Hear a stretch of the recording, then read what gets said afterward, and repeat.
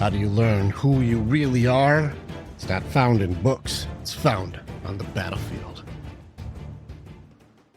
All right, what's up, Warriors? Welcome back to the Battlefield of Mind. My name is Rick, creator of the Warriors Way mindset, and today I'm with Michael Barton himself, who is officially bringing sexy back. And so, all right, Michael, we were just talking a little bit, and I could tell that you've got a good energy and there's a thing going on. Let's go. You were talking about love languages, and then I interrupted you so that way we could start the show. So go ahead. Cool. No, I just I saw your video about 2 dangerous love languages, and it just hit home because when I was married, we went through the 5 love languages, blah blah blah, at the local church, and definitely helps to know what your love language is and what your partner's love language is. But I just love the fact that you brought up the 2 love languages that are the most dangerous, and it was really hit home. Let me guess. At least one of those were yours. Yeah. Affection. What? Words of affirmation, or was Words it touch? Words of affirmation. Like, let me tell you, if a woman just tells me I'm a hard worker, that I'm a good father, blah blah blah, and praises me like that, I'll put up with a lot of stuff just for the fact that she gives me words of affirmation. It's huge for me. Yeah, it's amazing what us guys will do, especially for appreciation. And I had another video that was really big too about the 3 basic needs of men. Yeah. And I said, us guys are simple: hungry, horny, appreciation. We're fucking simple. Appreciation is clearly the big one. Yeah. But hungry, horny, we shut up. We're pretty simple. Yeah, pretty much. If you give me those 3, I'll be 100% faithful and put up with just about anything. Honestly, I mean, my marriage failed because the lack of intimacy in our marriage. Mm-hmm. And, a lot of that had to do with my wife with issues, medical issues, and she just wouldn't get it fixed. And so I could only put up with so much of affirmation. And, of course, I can cook myself. So, right. Well, that's kind of the thing. The world right now is doing this weird thing, and it's tough too. Like, I don't know what she had to go through. I'm sure it sucked for her too. Yeah. But as far as like what that is like, well, there's things where it's like, are we trying? Are we showing an interest in working on stuff together? And willingness is one of the biggest things. Even before I work with a client at all, it's like, what is your willingness level to really make this work? Like, what is your willingness? And if you have a partner who's like, I don't have any willingness to make it work, you're like, well, I can't work with you. Right. The willingness is huge. And I tell most people when I talk to them and they're like, oh, why do relationships fail? And I believe a big part of that is that people get into a relationship and they're 100% into it in the beginning, but over time, they end up giving their partner what's left over at the end of the day instead of their best.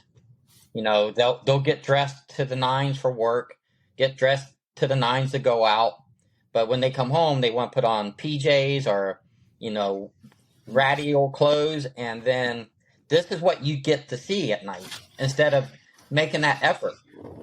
I did a survey for our women because I've run women's groups, and so I did a survey for the women to see like are you guys like what you just said really just being like they should love me for me? Like let's see, ladies, let's see. So I did the survey for the ladies. They were like, how come when I'm wearing my pajamas I just don't get the same praise as when I'm dressed to the nines? It's like, well, yeah, of course, we're going to praise you more for effort than not effort. But I said there's a category that if you really want to be loved and you really want to be appreciated that you're missing. So I asked the fellas, I'm like, let me ask them the order of what they appreciate or want most.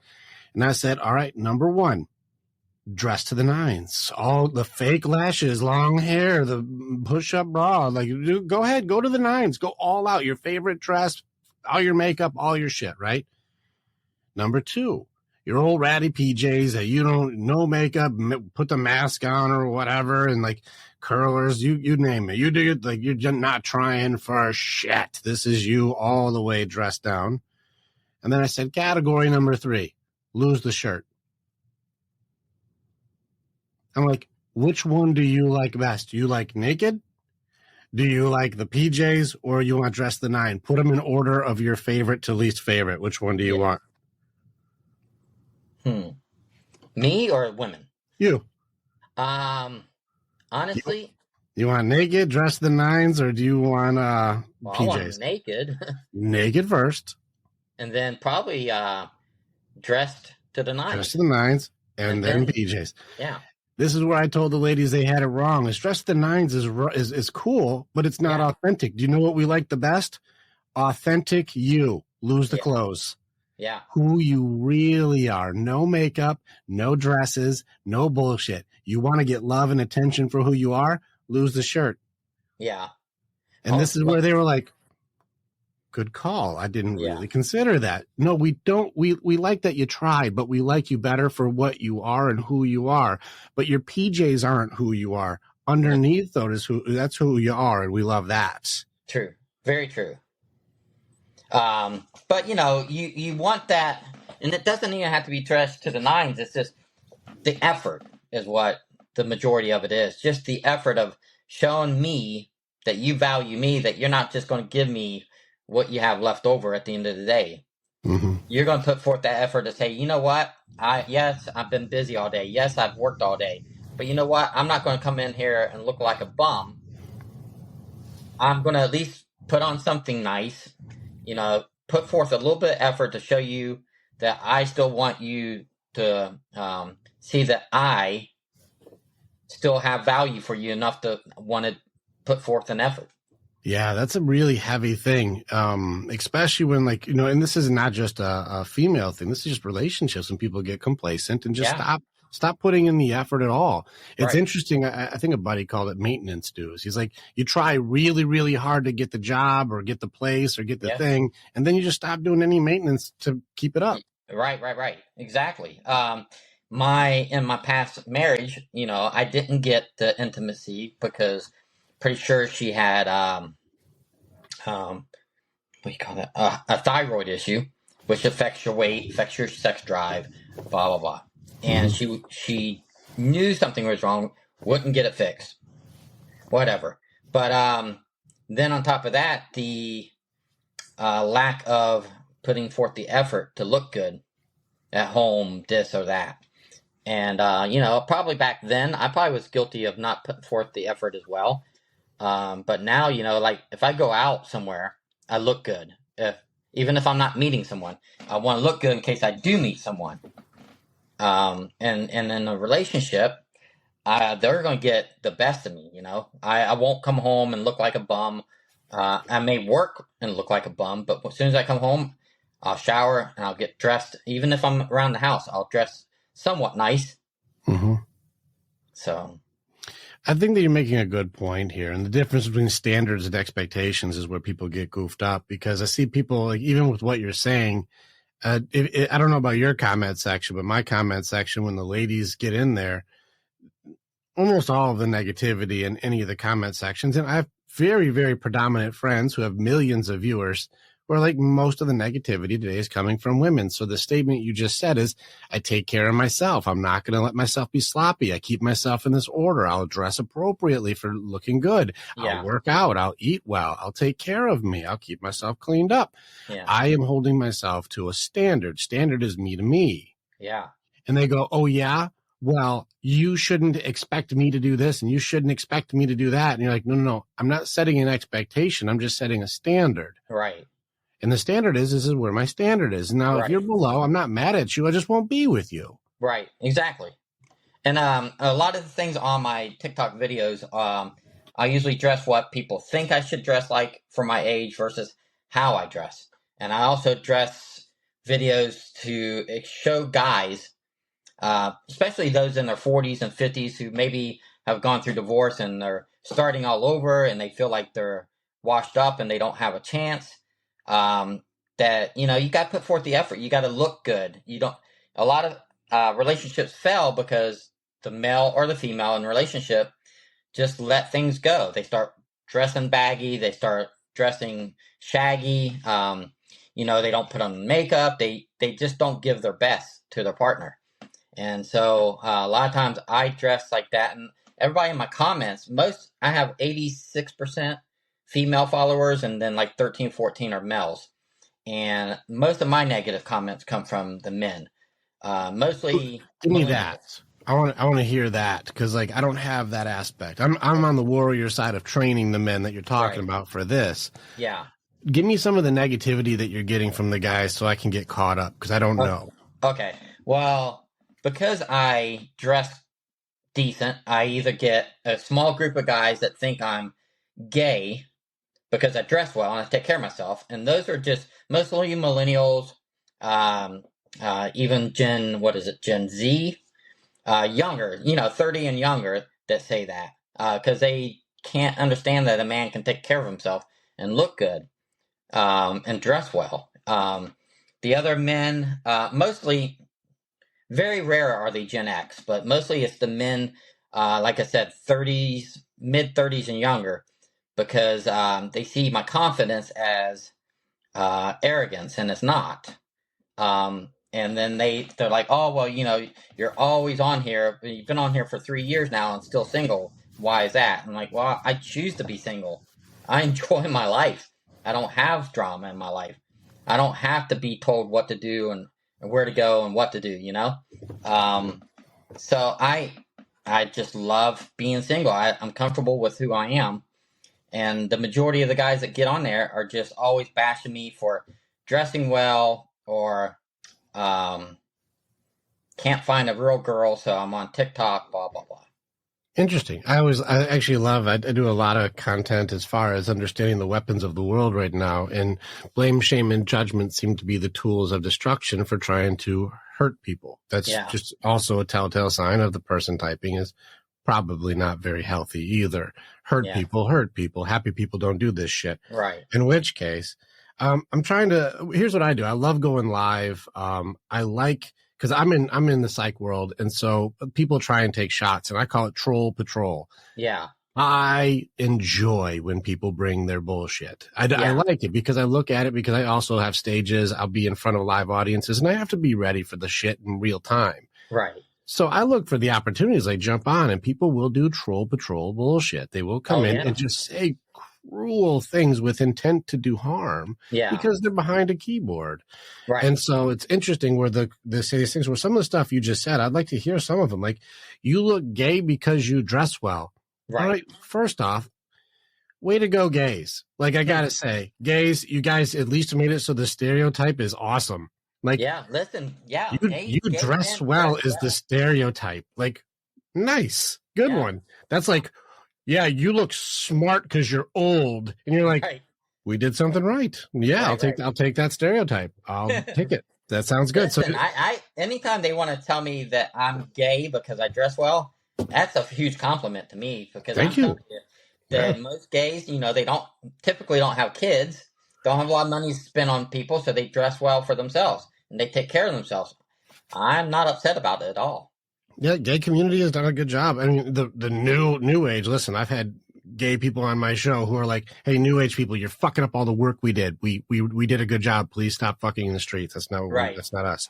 But other than that, they're like, "Look at what we do. We've built entire cities. Like, we've done a good job. Like, way to go, gays." So you dress like a gay man. You're like, fuck yeah, right? I mean, thank you. I do landscaping all day, and I'm dirty and I'm filthy. As soon as I come home, man, I want to look good. And if it bothers you, the best thing about this is when I started like 3 years ago, I was confident, but I was always worried about what I post on TikTok because of the trolls and whatever like that.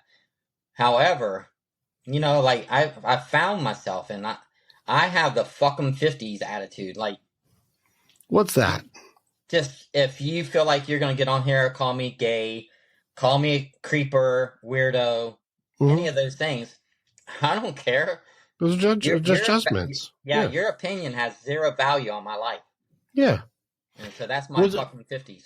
What was it before that? What was your confidence and your opinion on that stuff before you had the fucking 50s? I mean, I worried about it a little bit. I definitely take more leap of faith on certain things that I would post. Like before, I would not post my videos, any videos that. Oh shoot! Michael. Oh, So sorry. you just dropped the shit out of me. My Oh, phone just. oh my God. I'm so sorry. My phone just popped right off my thing. Oh man, you got me. Drop the shit out of me there. Oh, sorry. I'm just kidding. That's funny. It's your phone. Oh my gosh! I thought maybe it was really loud for you. No. Scared the shit out of me. But yeah, I mean, I wouldn't post any videos. You got me. I'm freaking the fuck out. We do so many lives. I'm like, sometimes we're so live it hurts, man. It's good. Yeah. Don't worry about it. But yeah, when I first started, I'd do basic shirt videos and stuff like that. But at some point, I just, was okay with taking my shirt off in some of my videos because the girls loved a hairy chest, and I struggled with that Let's for a long go. time. And now, I just don't care. There's nothing I can put on TikTok that I'm not afraid or worried about someone getting upset that they don't like it because they're jealous. Some are, yeah. I think there's old sayings. If you don't have haters, you're not doing it right. Yeah, I agree. Yeah, I'm like you're supposed to. I don't care. I got entire videos. I don't even go in those comment sections. It's a shit show. I'm like, yeah, that dumpster fire will put itself out. I'm good. Like, I don't care. Andrea gets surprised because I'll have entire areas where it's just women bashing on me and I'll sleep like a baby. I don't give a shit. Yeah, like, well, I'm very fortunate. Very few women have been negative in my videos. Handful here and there. You're not in the psychology world breaking their shit out and talking truths. They don't like that. They do not like the truth being put out there. No, not at all. Yeah, that's why I get hit when I call shit for what it is, and then they're like, "Oh, he is revealing our shit. Let's tear him down." Nah, but no, doing what you're doing, it's meant to be a positive thing. I think it's interesting that people throw rocks at things that shine, and if you're doing something that's bringing smiles to people's faces, but it takes attention away from them or reveals some part of them that makes them feel less noticed, less secure, less happy, or does anything that, like, I wish I had that, the jealousy aspect of it. Yeah. People don't like to compete, but they still like to win. Right. Like, I don't want to go against you. I just want you to take yourself out of the race so I can win. Yeah. I won't get better. I'm not going to improve my skills or get dressed better or work out or do anything to take care of myself. I just want you to quit so that I don't have to be compared to you anymore. Yeah. Exactly. That sounds a lot like that video that you had on TikTok about when you said something to your wife like, why did you put that there? Oh, yeah, the way people speak. Yeah, and, they do that. They make sure that they comment to try to put me down so that they feel better, and then they don't have to work to be better. Well, I believe there's an attention element to some of the comments. I think that people's intention is to get attention. And if somebody like you is getting attention and they are not, they'll jump on your coattails to try to make it so there's a reason that they're noticed because you're noticed. Yeah. I think there's an element of just it's an attention addiction, an attention game right now, which is higher than it's ever been because this was usually reserved for famous people. And now regular people like us are able to have more fame than, was ever possible even 50 years ago. Right. It just wasn't a thing. And, so if you think about it, like a stadium full of 20,000 people, that's a lot of people, right? Yeah. That's a lot of people. If you put 250,000 people in one area, you got you a Woodstock. Yeah. Right? Yes. How many followers do you have on TikTok? 253,000. You have Woodstock level followers. Yeah. That's a lot of people. Yeah. But we're like, yeah, but it's not multi-millions. I'm like, why was that comparison ever there? If you had a 250,000 people audience, it is an ocean of humans. Yeah. And we still somehow go, man, just not enough. The attention game right now is fascinating. It's interesting to say, how is something that if you had everybody who follows you in one space, you can't even see all of them? Not enough. And so people are going, well, I only have 1,000 people. or I only have 400 people. If I go and piss off Michael and him and I go back and forth, then all of that Woodstock level people will notice me. Right. So I'm going to get under your skin so people pay attention to me. Let's make a feud that we don't even agree on. Right. Yeah, it's so true, because I even have people get on there and say, "Oh, you're just on here for attention." And I'm like, you just dropped that comment in my video. So are you not on here looking for a little attention yourself? And then I'm like, there's millions of people on here, and it's a app about getting attention. That's well said. Careful though, Michael, you are calling people shit out. Oh yeah. They are on the app to get attention. I think the difference is you're like, yeah, that's what we're all here for. I'm just doing better at it than you. Right. Oh, I'm gonna have to use that one the next time I get that comment, because I just posted a video on a couple of video replies where people drop negative comments. And this one guy, he's trying so hard to get me to make a video reply, because he's leaving comments, and I'm like, bro, if you're gonna troll my page, you need to be better at it, because this is kind of lame. And I'll tell him, I'm like, yeah, I've heard that one before. You got to do better. Yeah, try again.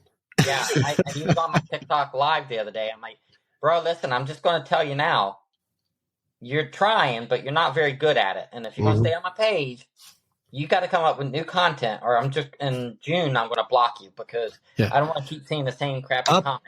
Up your game. Yeah. Quit trolling me like a basic bitch. I need you solid. I need you hitting harder. If you're going to come and play, you better get your big boy bat, because you're playing Little League with me, and I need you playing hardball. Yeah, and I think they flip out, because they don't understand that concept, that what they're telling me is not getting me upset. I'm telling them they got to do better. Like they don't faze me at all anymore. I love it. I love the troll game. I love it. Yeah. Actually, I really enjoy people fucking with each other to see, like, how do you handle it? And this is what I train often. And it doesn't matter what people say. It's how you choose to handle it. And so I do enjoy the back and forth retort and seeing people come in, especially live, when they'll say some shit things, and just real time, how quickly can I flip it? Yeah. You know, because I've had people come on my lives to start off with just being total assholes, and then after a few minutes are fans. Yeah. I've had a couple of females who thought I was putting pictures and stuff on there that were doctored or whatever, and then I made videos and showed that they were. Now we're friends.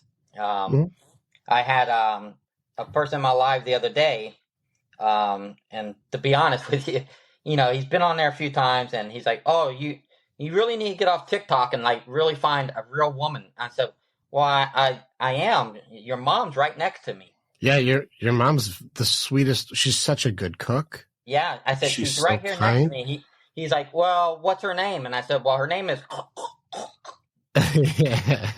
And then I didn't hear from him after that. So. I would just go, "You don't know your mom's name? You should give her a call." So, I would be like, that's what I would say, is like, "You don't know your mom's name? You should call her a little more." Right, like, right. Turn your ringer on. Your son's going to call.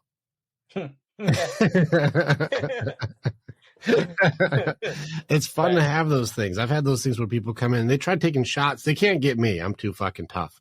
Yeah. But they shoot at my girl. And so when we go live, they'll take shots at Andrea, and they'll try that kind of shit. So I remember one time, like, these are just good troll patrols where you're like, how good can you, like, dodge and strike back? Right. And so I remember we were doing a thing, and a guy jumped in. He said, "If you're a men's expert, why is your girl not hotter?" Oh, gosh. You know what I mean? That's what he said, taking a shot at my girl. That's not me. I don't give a fuck. Right. He's taking a shot at her, and she was like, "What the fuck?" And I was like, "My girl's not hotter. Let me just tell you guys." And I went on a 5-minute rant about why I appreciate and I love her so fucking much. This is a great woman. Right. I'm like, "Thank you for the reminder to remind her how fucking wonderful she is." Yeah. You know, I love taking these things. Or I had a guy one time, they're all funny to me, where they're like, if you're a real psychologist, then you would know Carl Jung, because you're not shit if you don't know Carl Jung. And I was like, this is a wonderful quote that you just put down there. One of my favorite things Carl Jung says is that thinking is hard, and that's why people judge instead. And here you are in one sentence about Carl Jung dropping 3 judgments. I love it. That's awesome. Wow. Dang. Walked right into that, didn't he? Yeah. Or a lady came in and said,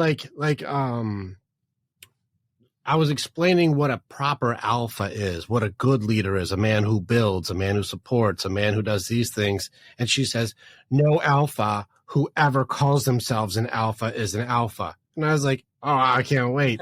Listen, after that conversation, she's a follower now, and now we're cool. Oh, because nice. Just coming in, just saying stupid things, I don't react to it. I just go, it's cool. It's fine. Let me just continue.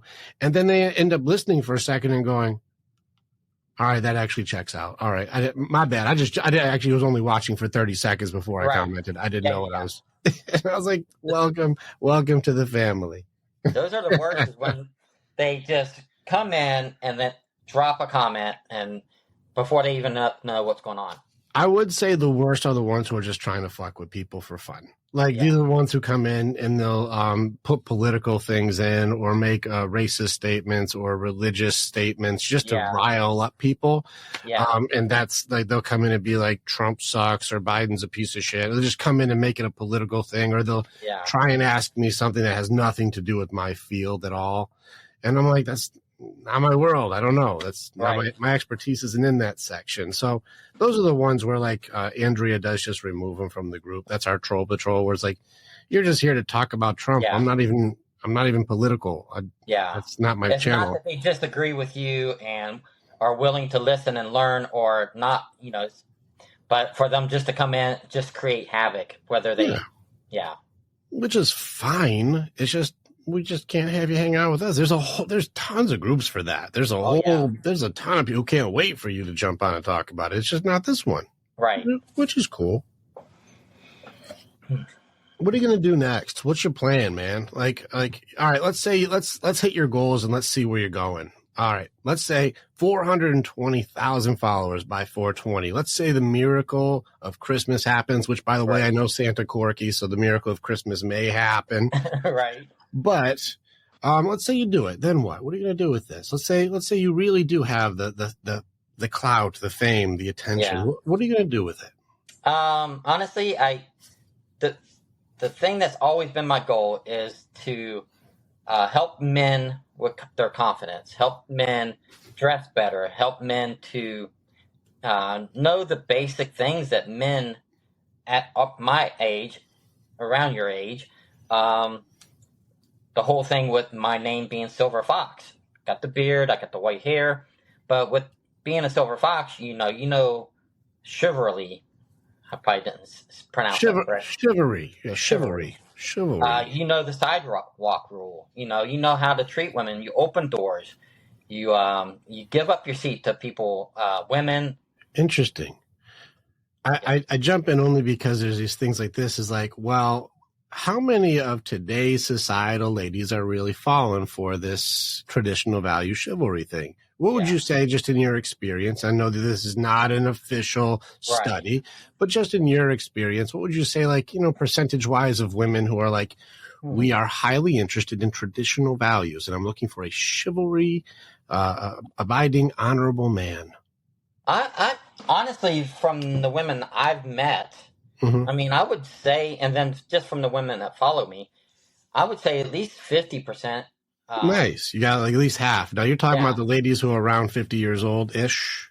No, honestly, I'm talking women. My followers are like 22%, 18 to whatever, and then 30 to 45 is like another 20%, and then 50. They break down 60-something% of my followers are from like 25 to 55. So, I get a lot from a lot of different age groups. Now, are you seeing any kind of a correlation to, like you said, half of them are pro traditional values and chivalry, and half of them, what's the other half doing? Well, I don't know, because I haven't really engaged with them like that. But I do know that a lot of them, like even girls locally that I meet and talk to, they find it very refreshing when a guy opens the door, and they find it very refreshing when a guy stands on the right side by the road when you're walking with them. They don't get that. They don't see that very often. I think a lot more probably would like those traditional values, but they just don't have enough men out there that actually know how to do it. All right, so let's go in and let's do it the way that I like to do it, where the ladies are shit in their own bed, but let's go ahead and fuck with the dudes now. Not enough dudes know how to do it. What is going on with our boys? Did dads just stop being dads? Like, what happened? I'm pretty sure that, and I love Gen X. We were a great generation, but I think a lot of us in the Gen X years, especially probably toward the end, the early Gen X probably different, but they just quit teaching their kids. In the 80s, getting into the 90s, toward the end of Gen X, the divorce rate definitely started climbing, and I think that men weren't around as much, and they weren't teaching their kids, their boys, how to be men. Do you think Gen X just stopped wanting to be dads? Like, men were just throwing away their biological setup. They're like, we don't want to be dads. We just quit. What do you think happened? That I couldn't tell you. I got married in like 91, so I was married 20 years. But I grew up, I taught my sons about the sidewalk rule. They give up their seat. We pull over somewhere because someone broke down. We try to help them in their cars. And I remember my oldest son at 18 going to his prom. Him and 3 other guys and 3 other girls were all meeting up for one house to take pictures before they went to the prom. And all the parents were there having a good time, took all the pictures. They all got in their cars to go to the prom. Out of the 4 boys, my son was the only one that walked around, opened up the car door. His date got in, closed it, and people that were on the other side of the street that were watching all these pictures taken, who wasn't even part of it, started clapping their hands for my son. Where were the other dads? Were they there? Yeah, all 3 of them were there. They were all there, and these dads are like, we don't fucking care. I guess not. So you think the male value, the male side of this is like these dudes they're just guys need to really need to step it up. Is that kind of what you're seeing? I am. I mean, I see a lot of women, young and old, like an older man because they're respectful. They know what they want. They know how to handle themselves, and most of the time, they know how to treat women. That's interesting because if we were all so great at it, why is everybody's relationships failing? True. Like if these guys are all like, we got the way. I did the sidewalk rule. Why is the relationship still ending? Greed, selfishness. All right. Well, what happened to this whole the sidewalk rule? I open her door, I pay for things, I take care of this stuff, and where does my greed and selfishness come in?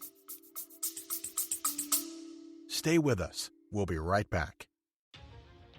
Warrior, thank you so much for being a part of the information that we have. And you're part of our story as we are a part of yours. It's very much an honor to be able to connect with each other. If you want to know more or you want to get started with working with me or working with our warriors so that you can begin your path to authenticity, strength, leadership, and accountability, this is the way. Together, we are way stronger. Now you get to choose. Do you go forward or keep doing what you've always done? If you stay where you're at, hey, click on some of the stuff and follow what it is. We got motivational stuff. We've got podcasts. We've got more things. Just subscribe and do the stuff and we'll keep you updated. But if you want to start going in, start jumping into what our programs offer and start your journey and being the hero in your own story.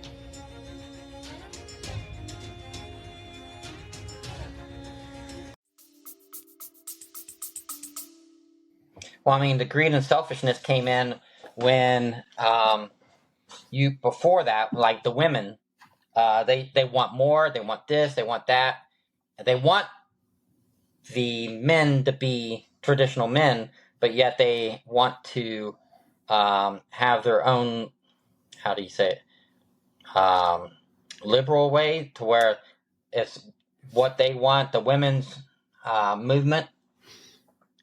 Where, So it wasn't men's, because I thought it was the guys that fucked it up. So you're saying the greed and selfishness started coming in when the ladies changed their minds. So now guys are still doing traditional values, protecting, presiding, providing, making sure I take care of her and keep her away from danger and open her door and show her honor and respect. And they wanted more. And so all of the men's traditional values are no longer as valuable. They're still valuable. I think the selfishness is that they want everything they want. They want to be their own person. They want to make up their own rules, whatever. And then the men, but they still want that men to be traditional men. I think the reason that the things are failing is not necessarily the older men, because the older men's been there. They've done it. But when they were in the relationship, when they were married or had a long-term relationship, whatever, I just think the men, like the 30s, 20s, 30s, and maybe, almost early 40s, those are the men that don't know the sidewalk rule. They don't know how to treat the women because their parents never taught them. Well, maybe. I'm wondering if these women who are still doing make their own rules, be their own thing, which I'm not against, be your own person, of course. Make your own rules, that's fine. I think there's a price tag to everybody doing the things they do. Yeah. And so let's say these guys are knowing the rules, but do you think the girls want that? Is where it's getting weird right now. If women are pushed for burden of performance, they're pushed for, they have to be the boss, they have to run the show, and they honestly do, and this is where I'm seeing more and more women in the sphere think they do everything and we do nothing, and we need to step it up. And there's a lot of really interesting things happen even in our lifetime where we're watching, wait a second, we're giving you all the advantage. We worked our asses off to give you guys the advantage. And now that you have it, you say we're not doing enough. That's an interesting thing. I don't normally do shout outs for people I haven't worked with, but there's a really funny dude on TikTok. His name is Homath. I don't know if you've seen him. I'm shouting him out. I'd love to do a show with him, but he breaks this stuff down to go, maybe ladies, maybe us guys aren't doing enough. First off, we built the entire infrastructure that you're working in that you want to run. Yeah. We built the whole damn thing over thousands of years. And now that it's up and running and built and the electrical is there and the concrete is done and everything is done, now you want to be the one who controls it. Yeah. Interesting. So what did we do? We gave all the advantages. We pay for everything, but then you want equal pay. Okay, you have equal pay, but we're still supposed to make more than you in order to be chosen. But when it comes to schooling, well, opportunities are given to females, not males. And especially, a white male. What are the scholarships? What are the opportunities that are given to a white male? Probably not very many compared to a female. So now way more advantage with women. Education wise, boys are treated like shamefully. We're treated like we're fucking crazy for being boys. So that's shamed. So now self-esteem and confidence as a young man is really plummeting because of blame, shame, and judgment on boys. And girls are lifted up even for bad behavior, advantage girls. And then we have opportunities in workplace equal now. But girls are going to be, I want you to make more. And then when we go on dates, who pays, who protects, who provides, who takes care? I'll take the bill. Who does that? The chivalry element. They still want chivalry, but they want equality. Yeah. And so at the end of it, you're not at her level when we built all of the advantages that she has to be at her level, but she doesn't want to talk about those advantages. You're still not good enough, even though the only reason that she has what she has is we gave it to her. Exactly. So now you have to go into what sphere now? And they want equality? They want to be treated equal? I did a video the other day about 50-50. I was like, let's go ahead and Dutch the world right now. Let's go ahead and everything's 50-50. I'm in. Let's see if it fucks dudes over. And we started going down the list. And by the end of the list, no women wanted 50-50 because court systems just got way better for us. Right. The bunch of really tough laws got better for us. Abortion rights changed completely. We get a say now. It's our child, our choice. Right. We both got to agree. Alimony's gone. You should be working too, same amount of hours I do. And if I'm doing a dangerous job, you're doing a dangerous job. There's no pick a favorite. Right. You know, it's equal pay, equal everything. All the bills are down the middle. You good with all the bills down the middle? I'm not. No, I mean, let's just say, like, does it hurt you more? Are you hurt more if all your bills got cut in half? Would that hurt you or help you? It would help me. Well, advantage us. Okay, that sounds good. You know, and there's some rules that seem pretty obvious too. Like, hey, listen, if guys can work and do landscaping with no shirt, so can girls. We agree. Yeah. Right. Exactly. There's some 50-50 that we were looking at the list. And when I went through the 50-50 list, I was like, this list is looking pretty great for dudes. The protection, danger, drafting, firefighting, crime fighting, 50-50. If I'm drafted, you're drafted. Let's go. Yeah. All right. Then we go into all the heavy, dirty jobs, all the stuff that you don't like to do. Well, Yeah. a lady can do that shit too. If you're working on the car, she's working on the car. If it's roofing time, it's roofing time. Snow shovel, grab your shovel, baby. It's time to go. Yeah, I saw. I think is Peterson. Jordan Peterson. We talked about the equality of power, not equality of responsibility. Yeah, he was talking in an interview, and the lady's like, "You just need to have the proper the ratio? Like, if the CEOs, like, women should have just as many CEOs." And he's like, "Well, okay, well that's fine, but if you want it to be equal to the percentage of the people, then we need to start having more women and being bricklayers." Correct. She was not about that, and I firmly will not get remarried until the court system changes, because men get screwed after a divorce. You're right. Okay, so we can address women don't want equality of responsibility. They want equality of power, and the reality is they want more power and call it equal. We're not going to deal in truth anymore. Right. I actually I have a lot of things when I've worked with women where denial is their core system of operation. So truth is the hardest game in the system. But that's a different conversation.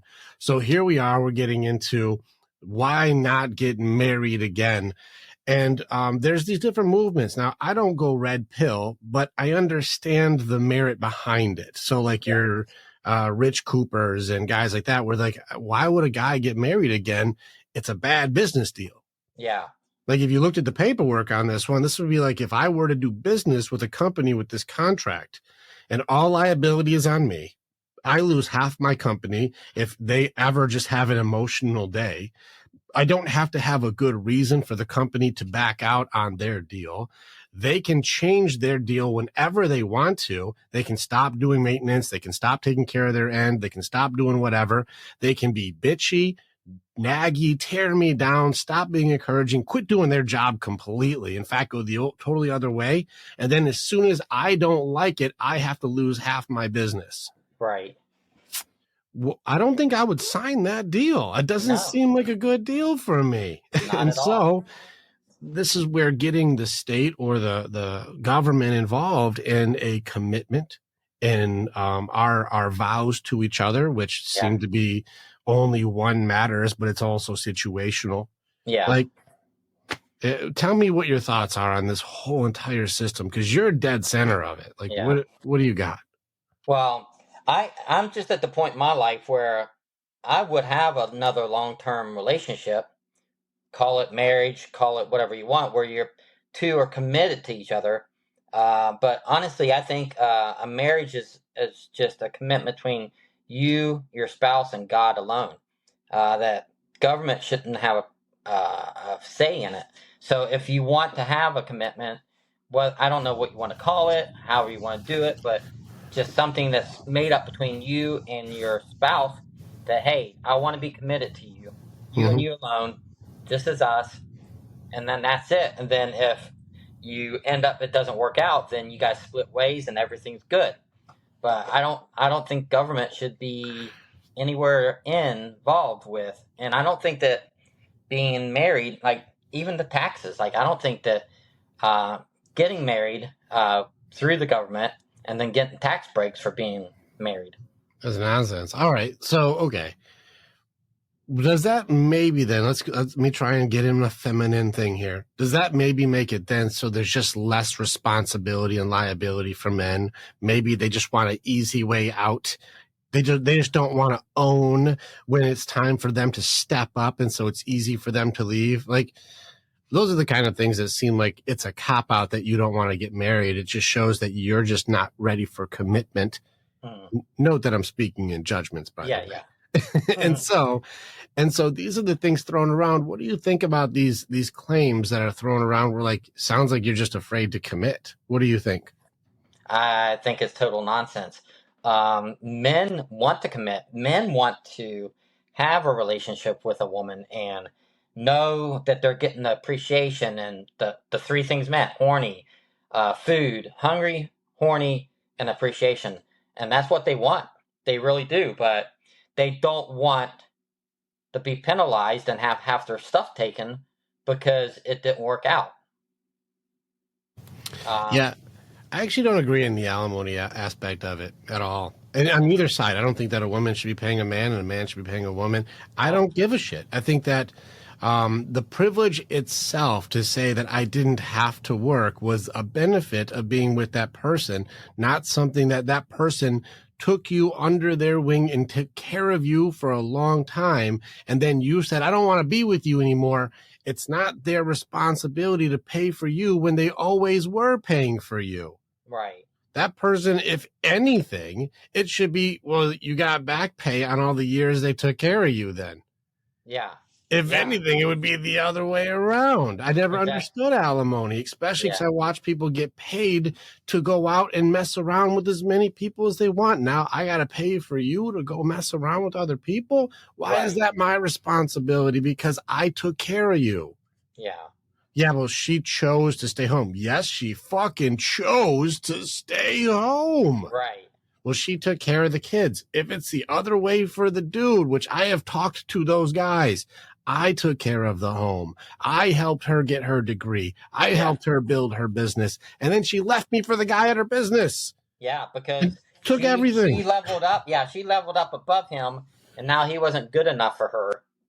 And so now she wants a higher grade male in her view. Mm-hmm. So the hypergamy element is there for girls. But then when it's the other way around, fuck that guy. He doesn't get alimony. He shouldn't get shit. Fuck that. Right. Listen, I don't think anybody should. I think nobody. Let's cut that out. Yeah. I think that the benefits of being with the person should leave when you leave the person. Yeah. You don't keep getting the benefits of being with that person when you're not with that person. I think just period.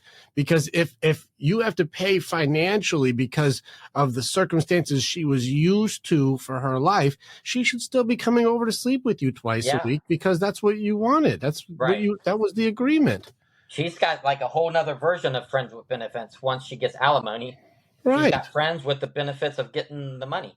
Well, that's nonsense. I believe it's nonsensical to say after you split, they should be coming back and sleeping with you still to make sure that your needs are met. Right. No different than any man or woman should have to pay for somebody else's stuff because they were always taken care of before. That doesn't make any sense to me. No, totally agree. I mean, when you're in a relationship, you have these benefits. When you're out of a relationship, you don't have the benefits. It seems pretty simple. Yeah, and pretty simple as far as, I mean, I kind of correlate that with the same thing as far as when you were talking about relationships and abortion and all these other things, and everything going 50-50. I do not have the right to tell a woman what she can or can't do with her body. Sure. However, if she chooses to have an abortion, that's her choice. If we both are involved in it, and I decide I don't want to have to pay child support for 18 years, then I shouldn't have to pay child support if she decides to raise the kid. It's such a fuzzy game on that one. So we play with it. I know the Dave Chappelle stick on it and all those things too. It's a trickier game. Abortion is a no-win for anybody. I actually broke it down to the exact, like, what's the best case for everybody, whether you're religious or not or whatever. It's a no-win scenario. Nobody wins. There's no best way. The best way is still the worst. Like, there's no win. No, On this one, though, the 50-50 element is not about like child support, because I think everyone should be taking care of their kids, period. And the 50-50 Right. should be like, no, that you see your fucking kid. I don't agree with that every other weekend. That's fucking shenanigans. Yeah. Like, parents should be involved with their kids if they can. And a majority of guys do want to be good dads. Yeah. Now, I'm not saying all. There's guys out there who openly are fucking shit dads and they don't like me because I go like, dude, you're clearly being a shit dad. Yeah. Why don't you put some effort? Remember, willingness, effort. You're not doing your part. That kid needs you. You're not even trying. But there are good dads who have to fight their ass off just for their weekend. Yeah. And this is where it gets a little bit goofy on that. But when it comes to this thing, my buddy made a point one time. Sure, your body, your choice. That's fine. But you're talking about a life that isn't your life. Yeah. And this is where it gets a little different, because he said, let's say my wife and I, we're together and we're 4 months in on our pregnancy, and she just up and changes her mind. She's done with me. She wants to go be with another guy. She wants to leave. And she's like, I'm leaving you. I don't want to be with you. We're getting divorced, period. No question. We don't even debate. You're done. He's like, what the fuck? And Right. she's like, well, now I don't want this kid because it's your kid. So my body, my choice. I can go and second trimester smoke this. I can just kill this kid. Yeah. And he's like, hold on. We may not have worked out, but you're going to go kill my son or daughter because you don't want to be in a relationship with me. That's still my son or daughter. Right. And I still want my son or daughter. As a man, I still want my son to have a life, and I still want my daughter to have a life. I still want that. Now, just because you changed your mind doesn't mean I don't get a say in protecting my child. And so that's where it went 50-50. It's not your body, your choice. That's not your life. That's a different life now. Yeah. And it should be our choice. Now, if both choose that, at least you had that option. Right. And you know, all said and done, for all of my political people who want to get out there with your picket signs and call girls going through this shit whores and whatever, like if you want to go and be the opposite of what Jesus said to do, you can go do that shit. But, you know, the way to fix that is have it signed where you go, yes, I know I'm taking a life, and yes, I'll take it up with big guns when I get there. It's my shit. Yeah. Like, yeah, that's on me. And when I get up there, I'll talk to him, and whatever it is, I'll pay my price. That's what I'm going to have to do. Whatever atonement it is mine. Whatever responsibility, it is mine. It is my shit. I have to do that. Well, then get your picket signs out of there, because even if it's all pro-life, where are we putting all the kids that aren't wanted? Right. There's no win. There's no winners. You guys are fucking no winners. There's no winners here. And so let people own their shit. Both parents should have a call. They know they're killing a kid. Can't call it not that. But they got to own it when they get there. They got to own it. Yeah. And then at the end of all of this shit, even if we did say you can't abort any kids anymore, there's a lot of unwanted kids. Where do we put them all? Yeah. Where do we put unwanted children? Yeah. In foster homes? Yeah. There are people that can't and do, but I think the majority of them would not be able to get adopted because there would be more kids unwanted than wanted. But the adoption thing it's like a $20,000 ordeal. Yeah. Well, not any, but most people. But again, these kids, let's say we have an influx of children, like millions. Even if we could make adoption stuff easier, it's not to say, how do we know who's good people and bad people and right for it and wrong for it? And it's even funnier is the irony is the people who have the kid didn't have to go through any criteria to be good or bad. They just had to fuck. Yeah. They're already the worst, but they just get the kid. Yeah. But the people who are good people have to prove they're good people to get a kid because they're not able to have the kid. Can we see there's a kind of like, I don't think we do much thinking about this. It's definitely mind blowing. It's funny that we say this because I just made TikTok video before I got on here, and it was humor and it's politics and humor. But basically, the joke was, ladies, if you have 3 baby daddies, please don't vote in the election because you obviously you're going to make a bad choice again. So don't vote. That's funny. It's silly. We're in a weird time. Times. And the point is, I'm not making a political stance or a stance on this. I'm making a human stance. I'm going like, I don't think either side has really thought it out. No, it's a very complicated. It's extremely complicated, Yeah. and that's why it's a no-win. I really have broke it down to the very, like, this is the best case for all, and it's still a lose-lose. There's no win. It's a no-win scenario. And so the best thing you can really do is let people be accountable to their decisions. They have to own their shit. That's just what it's going to have to be. They're going to have to answer for it when it's their time. That's it. Yeah. You don't control that, nor did Jesus say you should. Don't judge people unless you want to be judged the same way. It's just Matthew 7. Go to Sermon on the Mount if you have any questions. Yeah. You know, actually, Matthew 7 will probably solve most of this issue, actually. Don't judge people the way, unless you want to be judged. Yeah. Golden rule. And there's going to be false prophets, people who said they did all of these acts in God's name. They cast out demons, fought battles. They did all this shit in God's name. And he's going to go, you're not one of mine. Well, I mean, if everybody followed the golden rule, then we wouldn't have issues at all with anything.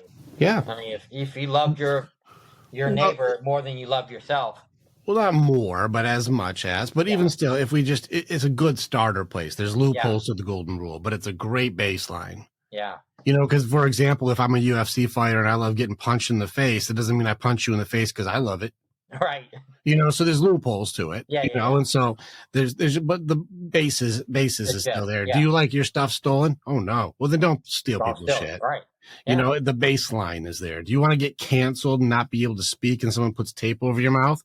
No, then don't do that to people. Yeah. You don't like that, don't do that. It's a good baseline. Yeah. You know, and so it's just funny to watch the irony of today and the way that we're seeing things turns in this really awkward sales pitch instead of an understanding. Yeah. What is truth becomes just whoever sells it better. Yeah. What was that line? I think the line was Adolf Hitler. He said, if you tell a truth or tell a lie long enough and often enough, eventually it will become truth. Correct. That's what we're in right now. Yeah. Where opinions that are screamed become the beliefs that people will live and die for. Yeah. The funny thing about beliefs, and I do a lot of belief training, do beliefs require facts to become beliefs? No. Well, it's funny how we live and die by these things that we do not even require a fact to have. Right. Yeah, it's crazy. I mean, you're exactly right.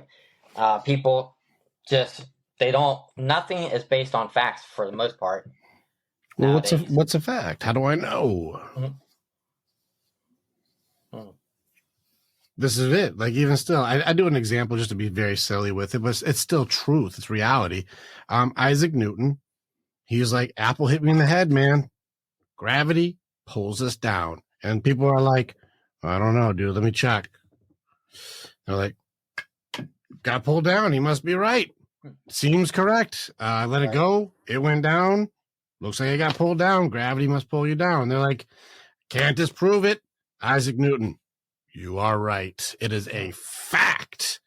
Gravity pulls you down. And then this Albert Einstein guy comes around and he's like, let me do the math. And he's like, he maths it out, does all the physics to it. And he's like, gravity isn't pulling you down. It's pushing down from the outside. Look at the math. It's actually pushing down, not pulling down. It's different direction. Am I pushing or am I pulling? It's pushing. It's different. It's outside in, not inside down. And they're like, look at the math. Look at the math. The math checks out. He's right. It's pushing down. So Isaac Newton was right. Right. But now Albert Einstein is right until some alien shows up and goes, you guys are all wrong. This is the formula for gravity. And they go like, it checks out. That's the new gravity. Yeah. So what's a fact then?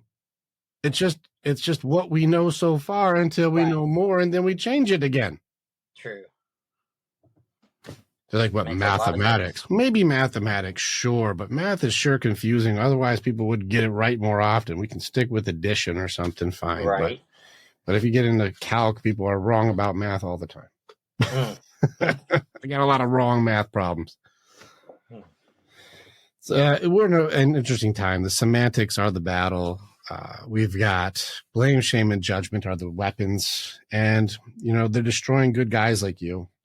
They're destroying them by just trying to make you destroy yourself, by telling you you're gay, you're you're just trying to get attention. You should quit and go and find a lady. Like they're just try and make you, destroy you, to censor and stop you from being what you are. It's a really funny system we're in right now. Yeah. The funniest, one of the biggest things on my TikToks are people's comment, you should dress your age.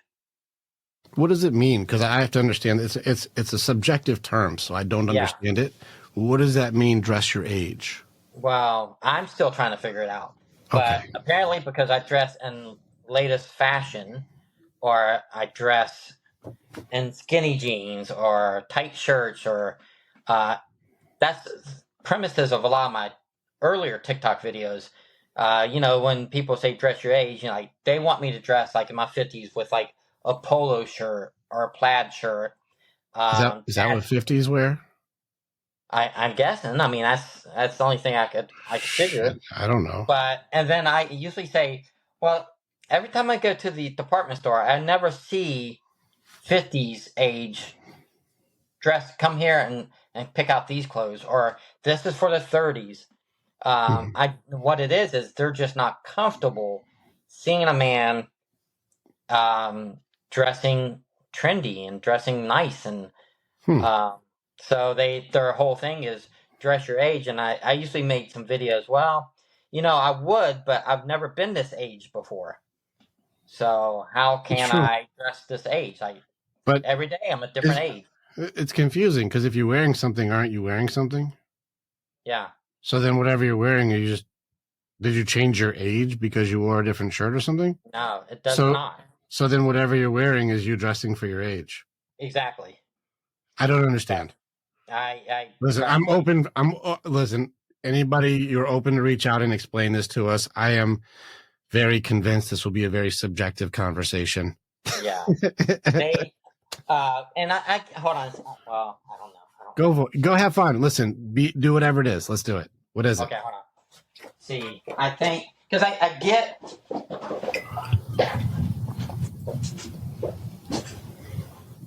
I buy...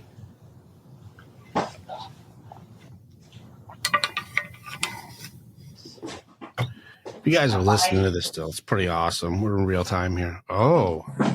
So I buy stuff like this at Goodwill because this is what, when they say dress your age, this is what I feel they think I should look like. I think they feel like I should wear just plain plaid. That's a plain shirt. plaid?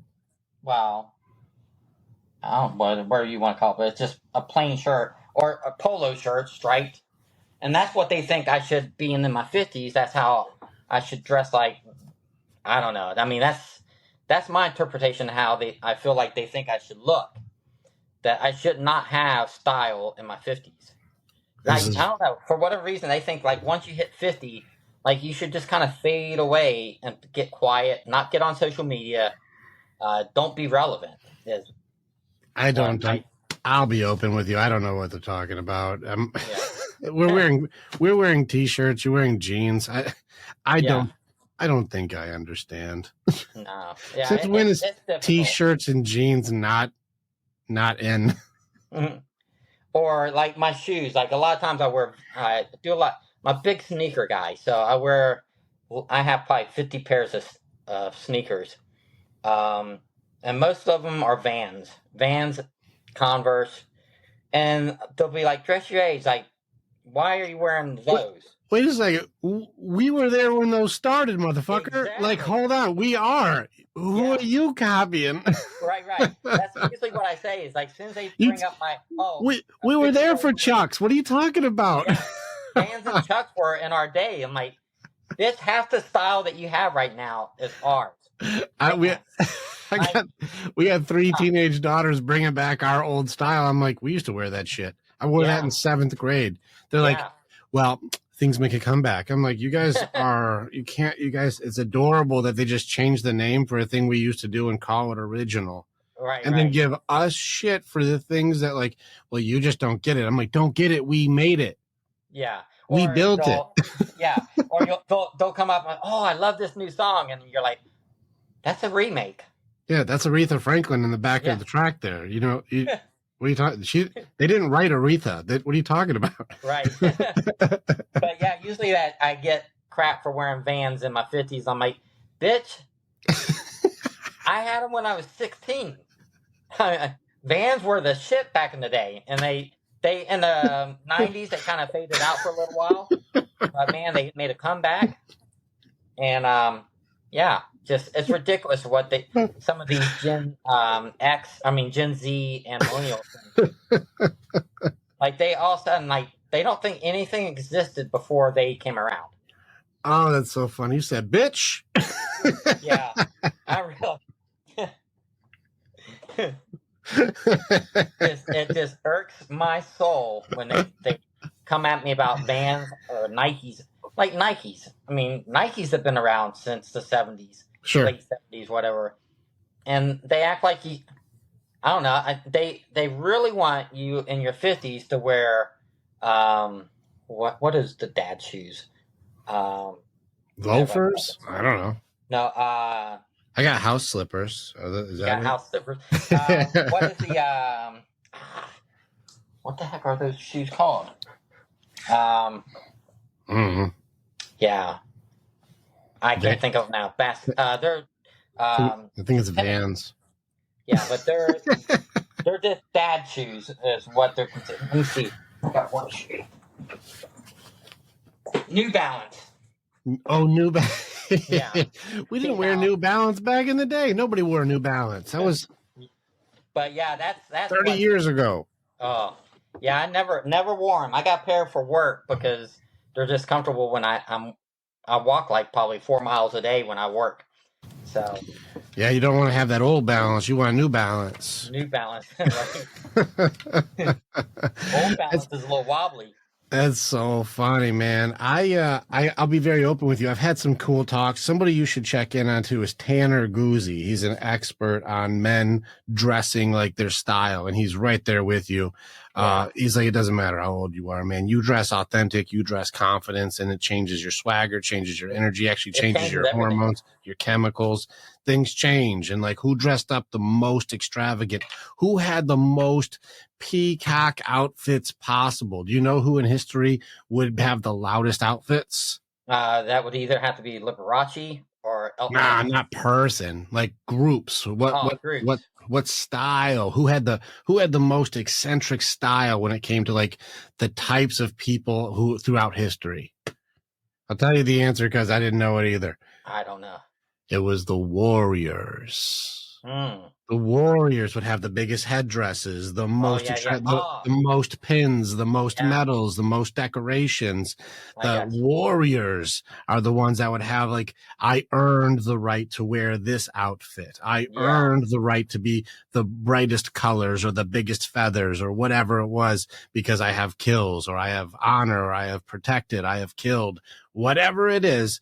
The warriors had the loudest outfits because it was an honor to be the most peacockish at the time because it meant you were a fucking badass. Yeah, yeah.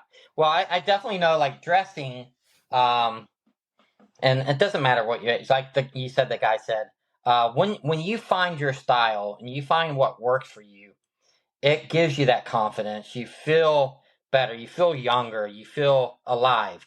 I know, and mine's changed from 3 years ago, starting on TikTok. 3 years ago, I wore tons of American Fighter shirts because that was my style then. I don't wear them as much now, but I know like to wear what some people will call schmediums. Not a small, not a medium, but it fits. I love schmediums. Yeah, schmediums are perfect. Yeah, schmediums are great. Then I know the colors. Like I like pink. I rock pink. Like a lot of guys are intimidated by it, but it fits my color, my tone, skin tone. It fits my personality. And recently, I've been wearing a lot of black. Yeah, black never goes out of style. Black always looks good. But it's all about what style that fits your personality, and when you find it, you know, and then when you know, the girls know that you are confident in what you're wearing and how you feel about yourself. and that becomes attractive to women. No, it is a thing. As much as I could make jokes, it is a real thing. You are not wrong. There's a real thing there. And there's a swagger to having a confidence in your thing. It's also amazing how quickly people can take that swagger from you, and they try to. They try, yeah. It's amazing. You know, this is why you said as a young man, I didn't have the defenses, but now I got that 50s and fuck it. Like, Yeah. You can try. Yeah.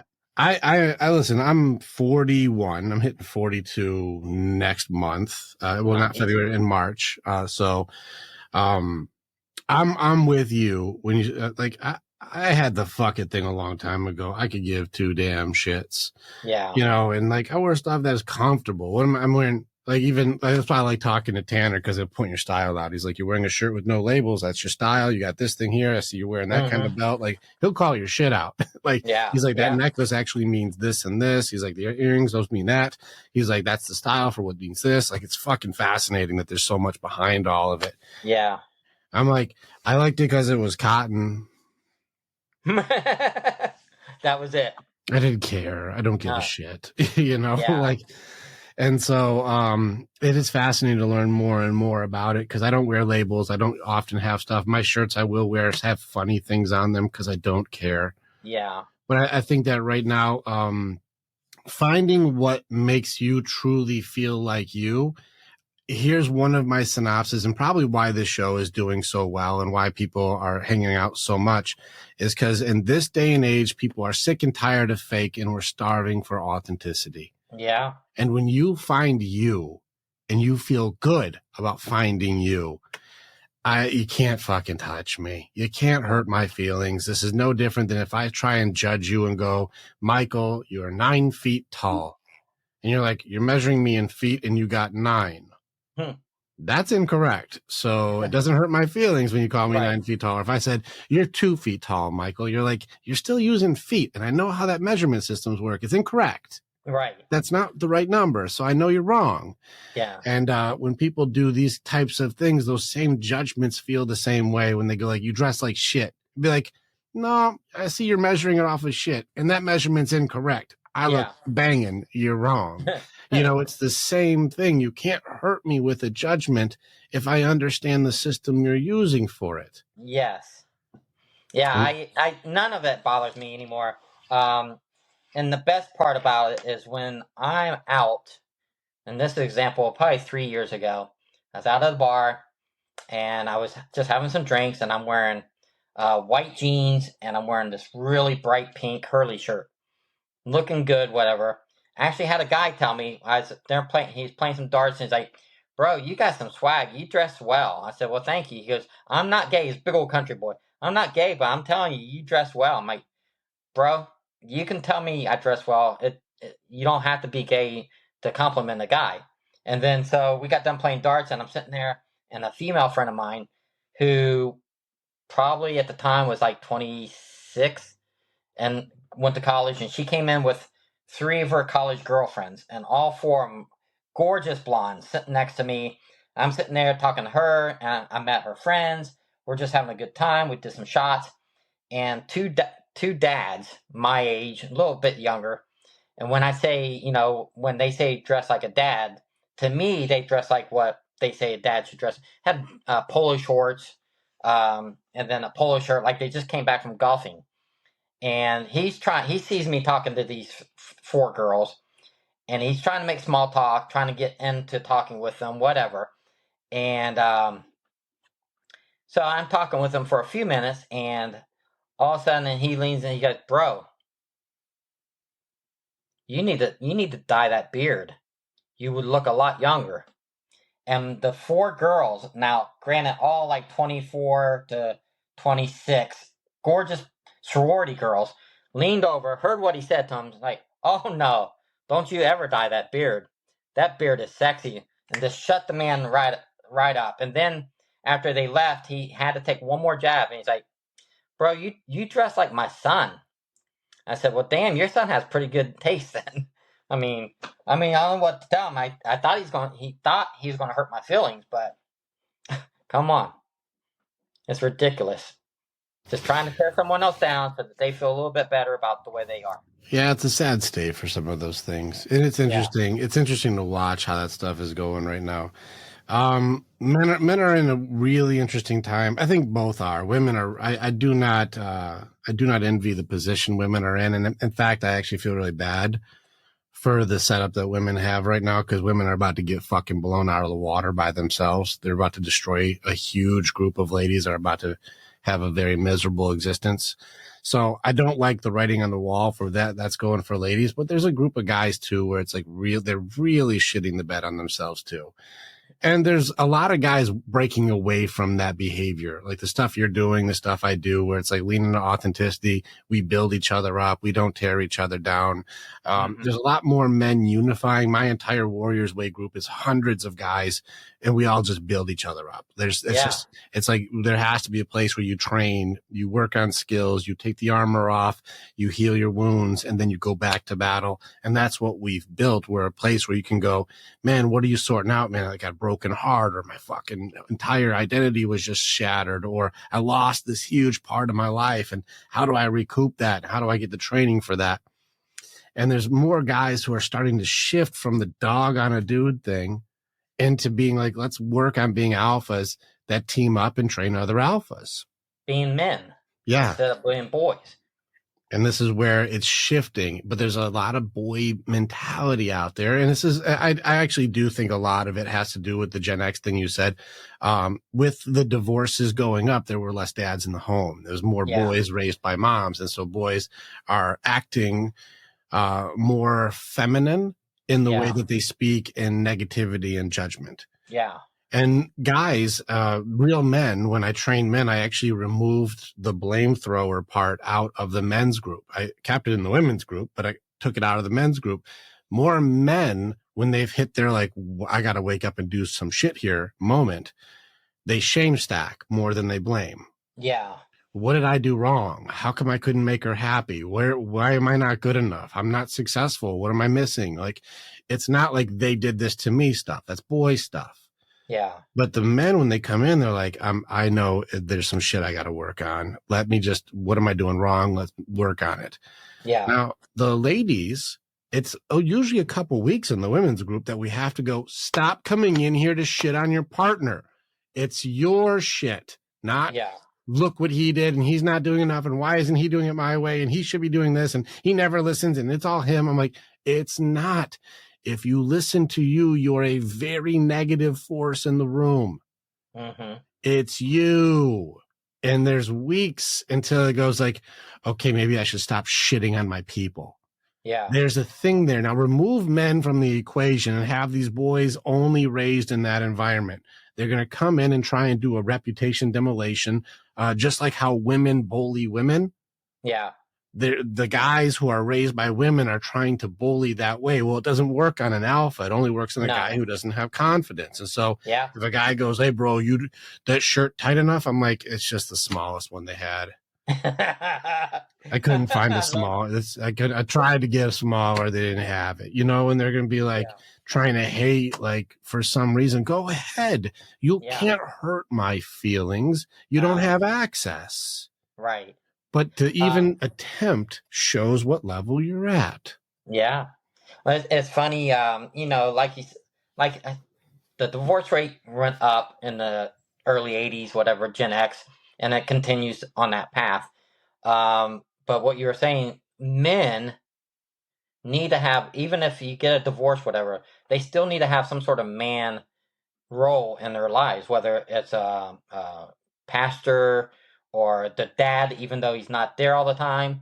They need that. And the biggest example I ever seen of this, and it rings so true, it was on I think it was like 60 Minutes years and years ago, where they was in Africa, and they had different areas in Africa where all these young elephants, male elephants, were harassing the rhinos and killing rhinos and just being bullies to the all around out of this herd. And what they did was they went to another part of Africa and brought in 3 bull males, mature bull males, and brought them into that group. And within 2 weeks, all that harassing of the rhinos and and the killing and all that shit stopped because the bull males that came into there took those teenage male bulls and put them in their place and made them realize that they had responsibility, whatever the hierarchy. When you have a dominant male in the relationship, the teenage ones just need them.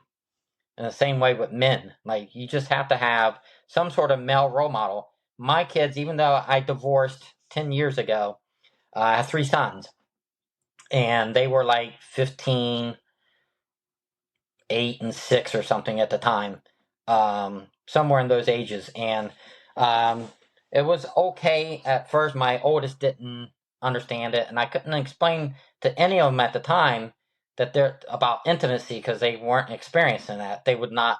So I had to take the brunt of my oldest not liking me for a few years until he got a girlfriend and he was serious about her. And brought him in and said, "Listen, I need to tell you something now." I said, "What if you and your girlfriend are together and she tells you that you're a great guy? She loves you, she respects you, you do everything right, but she doesn't want to kiss you or she doesn't want to be intimate with you. How would you feel? Would you understand that? Or would you think that she doesn't want you?"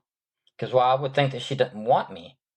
I said, "Well, that's how my life was in our marriage with your mom.